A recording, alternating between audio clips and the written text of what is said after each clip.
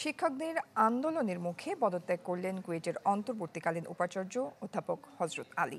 আজ শিক্ষা মন্ত্রণালয়ে পদত্যাগপত্র জমা দেন তিনি। বিষয়টি নিশ্চিত করেছেন কুয়েটের ডেপুটি রেজিস্ট্রার আব্দুর রহমান। গত 1 মে চুয়েটের পুরকৌশল বিভাগের অধ্যাপক হজরত আলীকে খুলনা প্রকৌশল ও প্রযুক্তি বিশ্ববিদ্যালয়ের অন্তর্বর্তীকালীন উপাচার্য হিসেবে নিয়োগ দেন শিক্ষা মন্ত্রণালয়। 19 মে দাপ্তরিক কাজে ঢাকায় যাওয়ার কথা বলে ক্যাম্পাস ছাড়েন তিনি। উপাচার্যের পদত্যাগ দাবিতে বেশ কয়েকদিন ধরেই আন্দোলন করছিলেন শিক্ষকরা।